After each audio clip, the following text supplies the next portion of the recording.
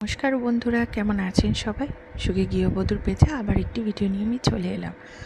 তো যেখানে ভিডিওটা শেষ হয়েছিল এবং আমি বলেছিলাম একটা বড় রাইডের ভিডিও আপনাদের কাছে আনবো, একটু দেরি হয়ে গেল ভিডিওটা ছাড়তে, কারণ এই ভিডিওটা অনেকটাই বড়।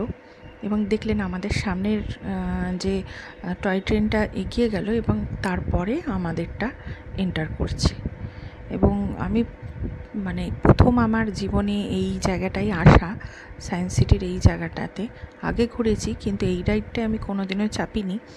এবং আপনাদের দাদা ইচ্ছা করেই বললেন যে এই রাইডটা এবারে আমরা করবই। আমাদের ফুল প্যাকেজের যে টিকিটটা সেটাই করা হয়েছিল এবং এটার পর আর একটা রাইড ছিল।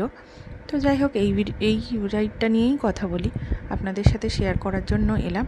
এটা হচ্ছে আমাদের প্রাচীন যুগের কীরকম ছিল সেইটার একখানা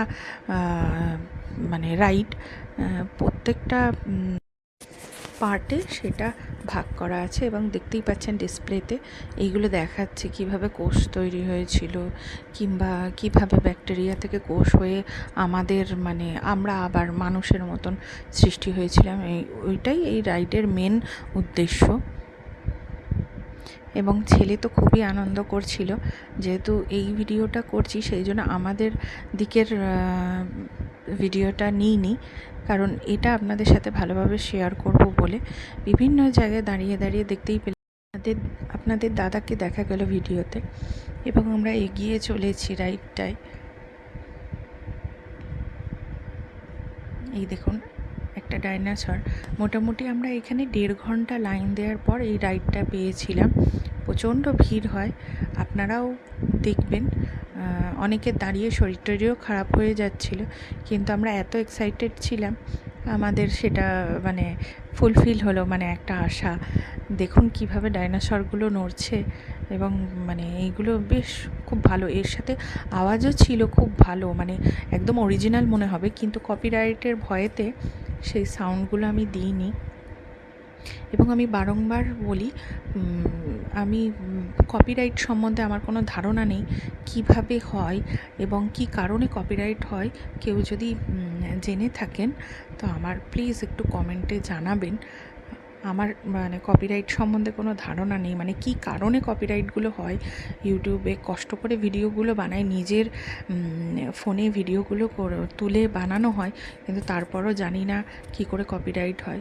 তো দেখুন আর একটা ডাইনোসর, এবং এগুলোর আওয়াজগুলোও সেরকম ভয়ঙ্কর। আর প্রচণ্ড পরিমাণে এখানে ঠান্ডা, ফুল এসি ছিল সেই কারণে। আর গরমকালে, এটা মার্চ মাসের ভিডিও, মার্চ মাসে আমরা গেছিলাম, প্রচণ্ড গরম ছিল বাইরে। কারণ কলকাতাতে এমনিতেই নর্মাল আমাদের বাড়ির যেখানে, সেখান থেকে কলকাতাতে মোটামুটি 2 থেকে 3 ডিগ্রি বেশি থাকে, 5 ডিগ্রি মতন বেশিই থাকে। তো প্রচণ্ড গরম ছিল, এবং এসির এইখানে পুরোটাই সেন্ট্রাল এসি, সেই কারণে ঠান্ডা। এই জিনিসগুলোও সংরক্ষণের কাজে লাগবে। দেখতে পাচ্ছেন সামনের ডাইনোসরটা কত বড়, এবং সাইডে দেখুন আমি তো ঝোপঝাড় থেকে ডাইনোসরগুলো লুকানো ছিল, আমি তো অবাক হয়ে গেছিলাম। আমার ভিডিওগুলো ভালো লাগলে আপনারা লাইক, শেয়ার অ্যান্ড সাবস্ক্রাইব করবেন, একটু এগিয়ে যেতে সাহায্য করবেন, এটাই আপনাদের কাছে আশা। ওই দেখুন সামনে কি, বাবারে, এটা দেখে তো আমি প্রচণ্ড ভয় পেয়ে গেছিলাম। রাইডটা চলতেই আছে, এবং দেখুন বিভিন্ন জায়গায় সাইডে ঝোপে ঝাড়ে আপনার বিভিন্ন ধরনের পশু, বিভিন্ন ধরনের ডাইনোসর এবং আদিম যে পশুগুলো আছে সেইগুলো দেখাচ্ছে, এবং অসাধারণ লাইটিং। দেখতেই পাচ্ছেন সামনে একজন হাঁ করে দাঁড়িয়ে আছেন খাবে বলে।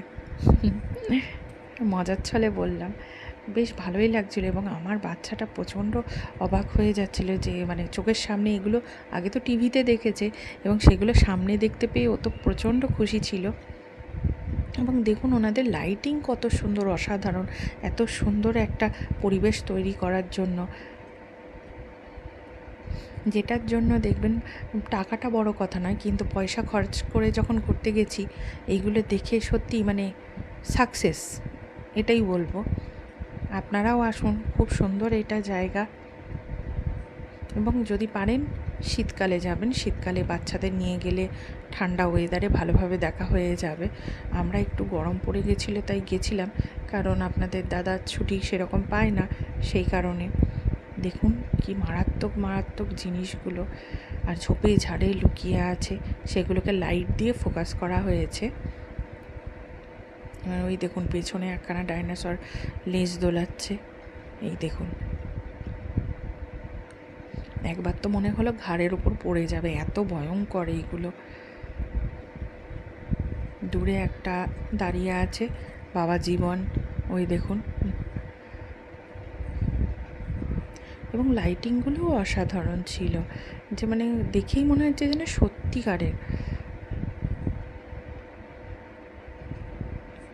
ঘুরতে যাওয়ার এই ছোটো ভিডিওগুলো আপনাদের সাথে শেয়ার করে আমার তো খুব আনন্দ হয়, এবং আপনারাও জানাবেন কমেন্ট করে আমার ভিডিওগুলো কেমন লাগলো, এবং লাইক শেয়ার অ্যান্ড সাবস্ক্রাইব করবেন। এবার লাইট নিভে গেল, আবার অন্যদিকে একটু এগিয়ে যাচ্ছি। সামনেই দেখুন ম্যামথ দেখা যাবে, মানে পুরনো আগেকার বন্য হাতিরই প্রজাতি এক ধরনের, এগুলো বিলুপ্ত প্রায়। এখন তো হাতি আছে, আগে ম্যামথগুলো ছিল।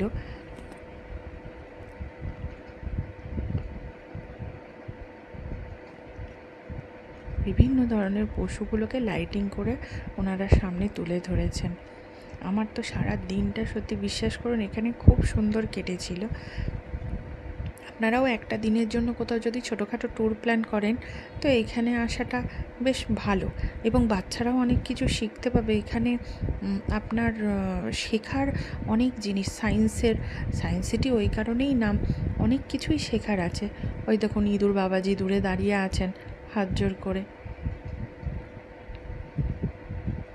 এই রাইডগুলোতে একসাথে তিনটে মানে থ্রি সিটার মানে তিন রকম, মানে তিনজন ফ্যামিলি মতন বসা যায়।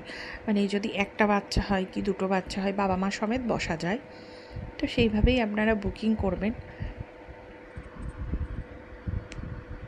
এবং বাইরে থেকেই আপনাকে এই টিকিটটা কাটতে হয়। টোটাল রাইডের টিকিট আপনি যেমন চাইছেন সেই অনুযায়ী কেটে নেওয়া হয়। আমাদের ফুল প্যাকেজ ছিল, মনে হয় 1000 টাকা না 970 টাকা কি 1000 টাকা করে পড়েছিল পার হেড। এবং সত্যি কথা বলতে একদিনে আপনি সায়েন্স সিটি গোটা ঘুরে আসতে পারবেন না, এবং আমরাও সেটা পারিনি। কিছুটা পোর্শন পেরেছি, কিছুটা পোর্শন আবার 2-3 বছর বাদে কি কোনো সময় যাওয়ার চেষ্টা করব। ওই দেখুন সামনে হাতিজি দাঁড়িয়ে আছেন, হাতি বাবাজি মাথা নাড়ছেন। আমার ভিডিওগুলো ভালো লাগলে আপনারা লাইক শেয়ার অ্যান্ড সাবস্ক্রাইব করবেন। দেখা হবে খুব শিগগিরই পরের একটি ভিডিওতে।